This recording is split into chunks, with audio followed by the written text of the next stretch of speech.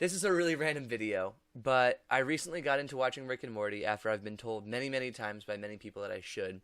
And I was going around my university bookstore and I found this little guy. And it's a little Pickle Rick.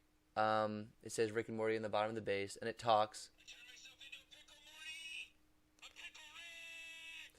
And it's fun. Usually, I actually put a Velcro on the bottom of it. Usually, I keep him on my dashboard. He's my little co-pilot in my car, but I took him off just to show you the video. But Pickle Rick came with a little storybook called Flip the Pickle, and I didn't know what to do with it, and so I thought it'd be funny if I did a storybook reading of Flip the Pickle. So, without further ado, here we go. I'm only going to be showing on the screen the pages with pictures because, let's be honest, pictures are all we care about with books. It also has an introduction, so I'm going to read that first.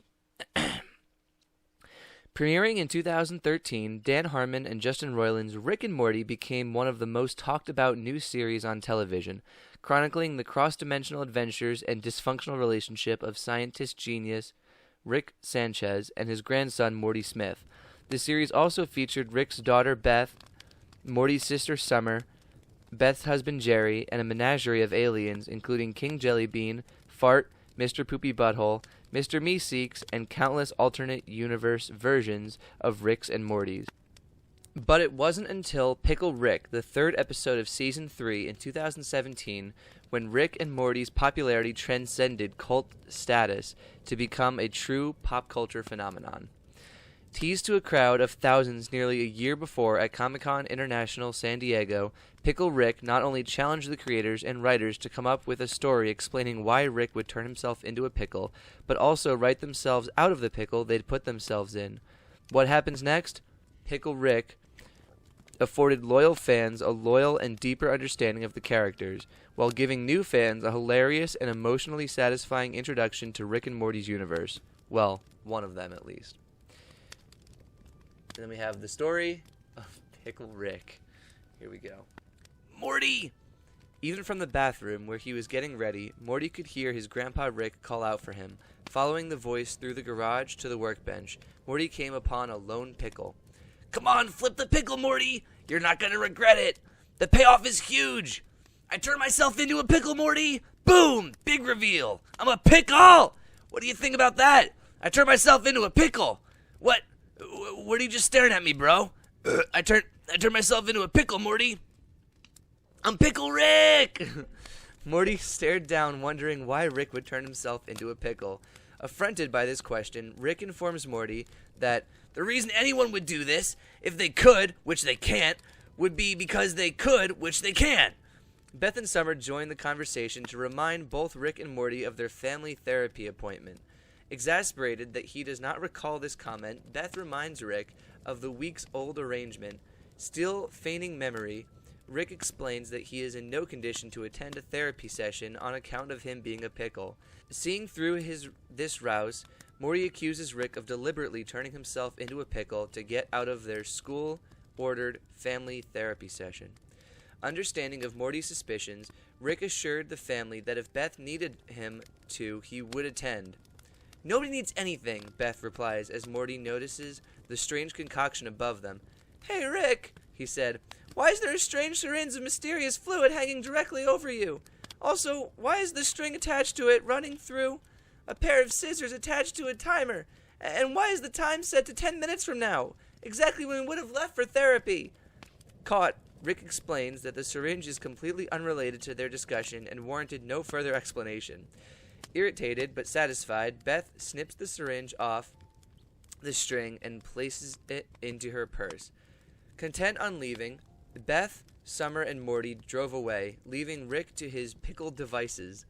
As Rick plotted his next move, the neighborhood cat, Izzy, found their way into the garage. Thinking the pickle was a snake, the angry cat bat Rick off the workbench, across the garage floor, and onto the driveway. Pickled and defenseless, Rick realizes he is no match for the elements as he began to dry out in the hot sun. Just as Rick began to lose hope of dying as a human, it began to rain. The watery salvation soon turned treacherous, however, as the storm washed him down a nearby drain. Rick fell down into the sewer, unsure of how to get out of this one. Spotting a passing cockroach, he bit his lip hard enough for brine to flow out. The cockroach, attracted by the salty liquid, approached Rick, who bit the insect's head long and hard enough to not only kill it, but expose its roach brain. Using his tongue, Rick poked and prodded the roach's brains, realizing he could manipulate its body to move himself along the sewer floor. Using the roach body and garbage found in the sewer, Rick fashioned a lethal exoskeleton around himself just in time to take on a scavenging rat, which he quickly destroyed. Aware of Rick's kill, a wave of rats swarmed the sewers, throwing themselves at the grate in an attempt to consume the pickle. Wasting neither time nor resources, Rick managed to use the dead rat's body to build himself a more advanced exoskeleton with arms, legs, and the ability to kick ass. This is so stupid. Using his wits and the rat's muscles, Rick expertly terminates the entire rat horde.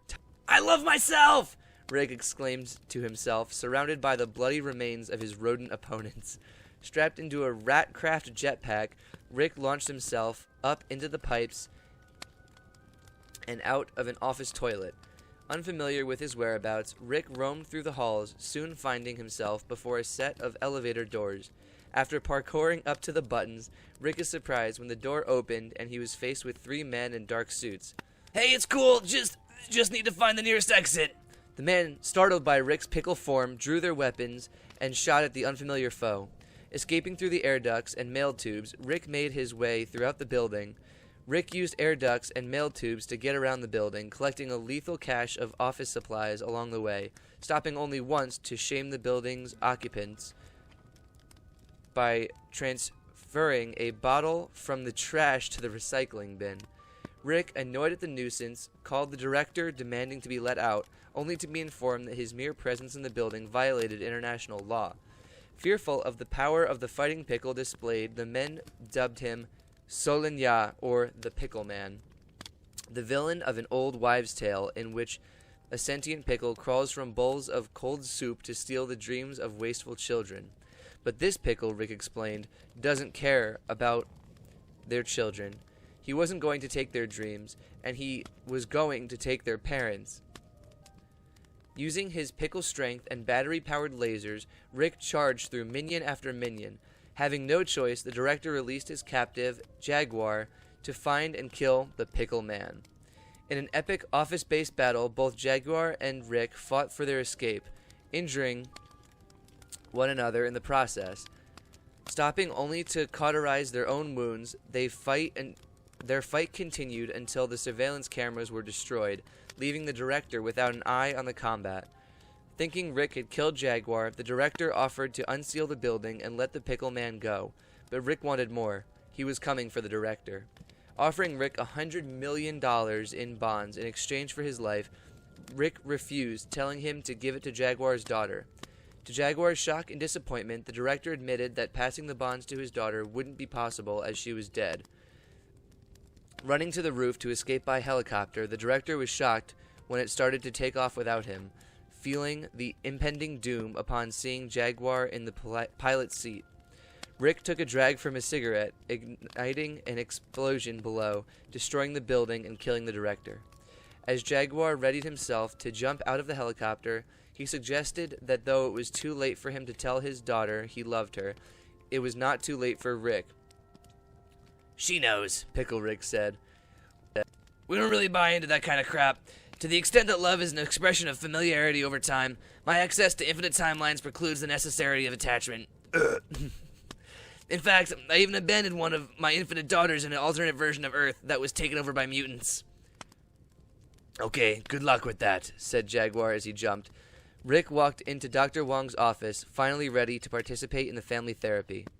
How bad could it be after what he's just dealt with? After making himself comfortable, Rick admits that he never wanted to go to therapy, stating, "I don't respect therapy because I'm a scientist, because I invent, transform, create, and destroy for a living, and when I don't like something about the world, I change it. And I don't think going to a rented office in a strip mall to listen to some agent of averageness explain which words mean which feelings has ever helped anyone do anything. I think it's helped a lot of people get comfortable and stop panicking, which is a state of mind we value in animals we eat, but not something I want for myself. I'm not a cow. I'm a pickle. When I feel like it. On the way home from therapy, Rick apologized to Beth for lying to her about the reasons he turned himself into a pickle.